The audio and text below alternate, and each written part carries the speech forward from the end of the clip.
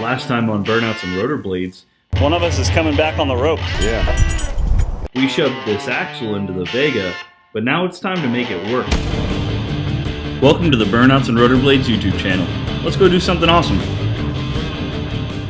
Alright, so I'm pretty happy with where we're at as far as the fitment for the rear end goes, and now it's time to do something about these arms here. So we have our upper control arm chucked up into the vise here, and we're going to try to remove that bushing.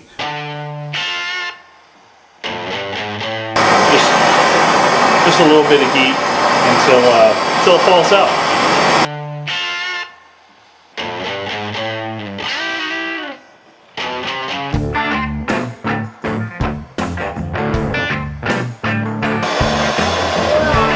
Is that pretty cool?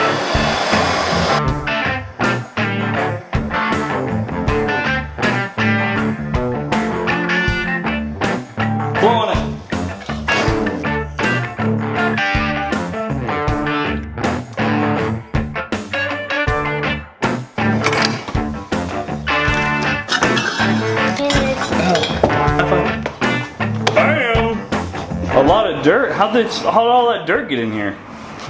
I don't know. You don't know? Did you bring it in here? No. No. When you're replacing your Vega's upper rear control arm bushings with the energy suspension kit, it says that you need to retain the stock bushing sleeves. Well, if you find that yours are a little bit crusty, or like me, you're an idiot and you cut yours up before you fully read the instructions, you can order replacements from a place called Rare Parts. It's part number 15139. I'm just saying that because, well, if I messed it up, somebody else might. Great. Now, you could go and buy $250 set of rear arms. I think it's $250 top and $250 bottom. Tubular ones, which are real nice, and or I could go build ones, but honestly these things work just fine, and there's no reason why we can't just strengthen them up by adding a little piece of metal right here. So that's what we're going to do next. But we have one other problem. With these straight non-bendy ones here, they contact the disc brakes on the bottom side. So this flange up here, we're going to have to relieve out that flange, and then we'll just strengthen it up on the inside.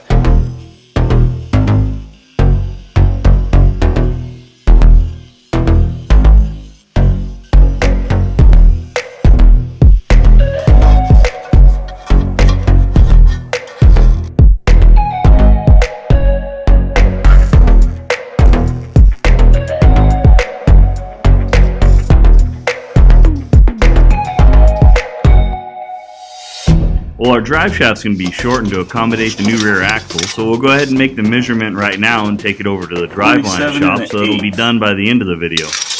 And now a public service announcement. I'd like to take a second to talk to you about springs and things you should never do with them. One example is this spring. These are two things you should never do to them, and three examples of something you should never do to a spring. In order to do this the right way, we got to change the springs. Now, I went on Craigslist and found for 40 bucks a set of springs somebody had taken out of their 95, whatever body style that is, of Camaro. And here they are. The cool thing about them is, on the bottom side, they're about the same exact size as the stock 1972 Vega springs. On the top, they're the same size, but they're just a little bit taller, which should negate the necessity for whatever that is. We replaced all the stock suspension bushings with this energy suspension kit, part number 3.3140 Golf.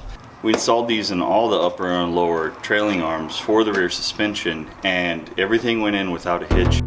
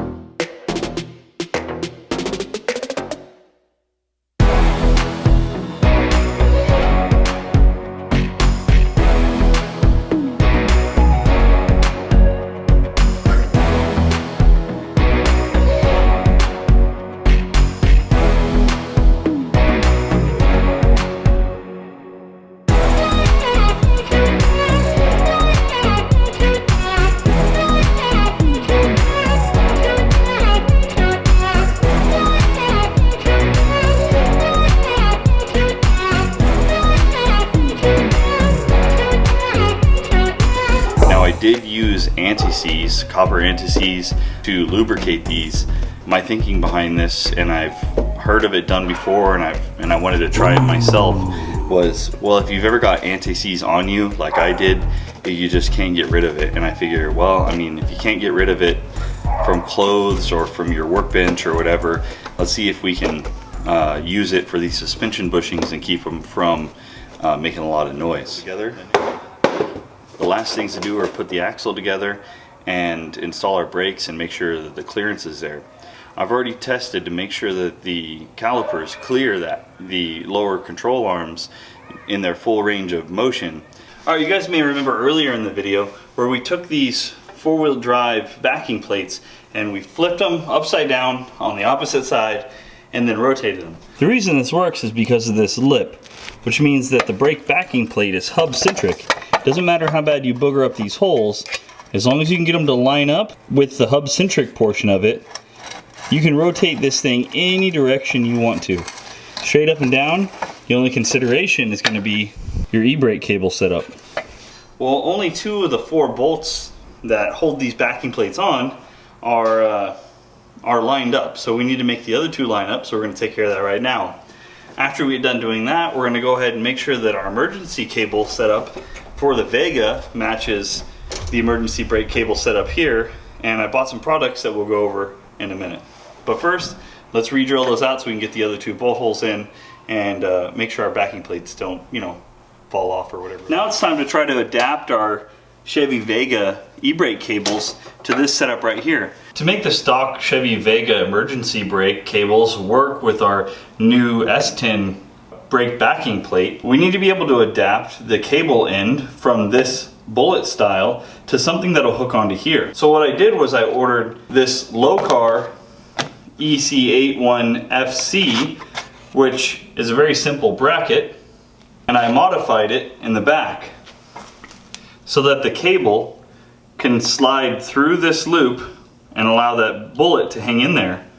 What that does for us is allows us to adapt that cable to this. So the cable will feed through, slide down into there, the spring still sits on the back side. We'll widen this opening out for the stock brake cable from the Chevy Vega, and then we'll have a functioning parking brake. I drilled this hole out to 9/16.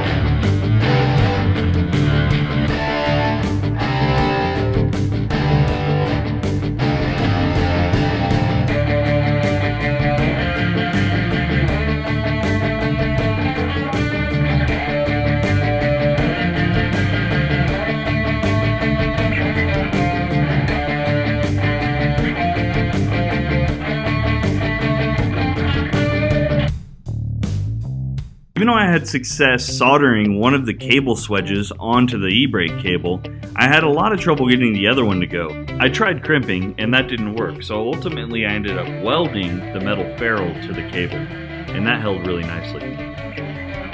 But do either one of these tasks at your own risk. Oh God! Cool.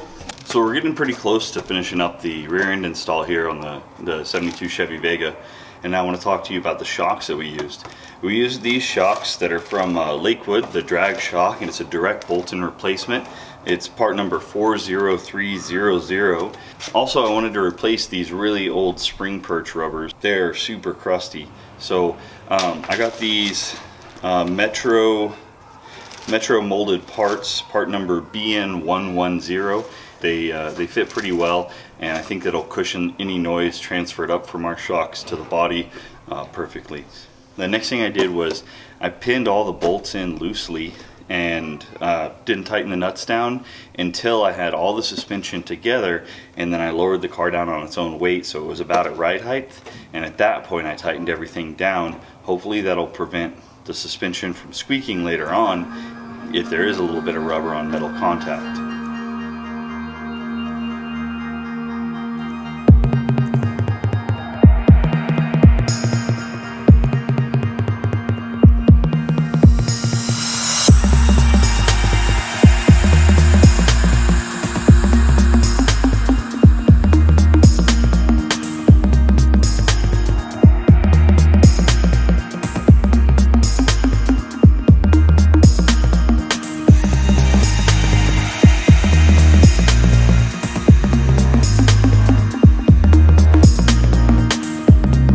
After telling myself the lie that these are only temporarily installed brake lines, we'll go ahead and bleed the brakes so that we can take this thing for a test drive potentially. Unfortunately, I think we might have to save the sway bar for another time because I have to create mounts that go up underneath and weld to the body.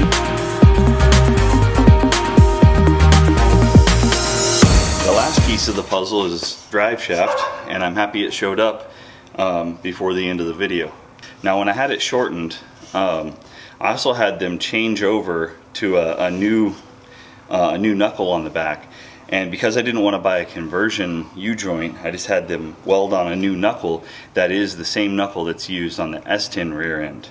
So this U-joint you can just buy for a brand new S10 and put in as a whole, as opposed to trying to buy some special T1 and measure it all out. Now it's all good.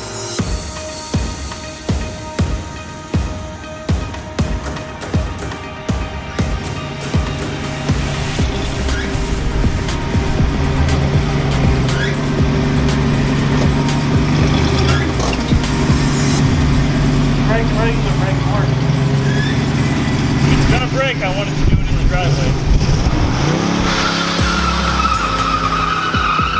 So after a whole lot of work, I'm finally back in the Vega, and it feels better than ever. The brakes are, well, the brakes in the back are good, but the front brakes are basically completely ineffective at this point. You need a proportioning valve on those back brakes. Yeah, that was all rear. The front brakes are pretty much completely ineffective, and that means that it's time to do more stuff to the front. It's totally worth it. I can do burnouts with confidence now. That's going to be it for this video. I hope you guys enjoyed it. I hope you learned a lot. If you would like to see whenever I do the front or any other projects that come up on this Vega or any of my other cars, hit that subscribe button down below, the little bell icon for notifications, and if you like this video, give it a thumbs up. As always, thanks for watching. See you next time.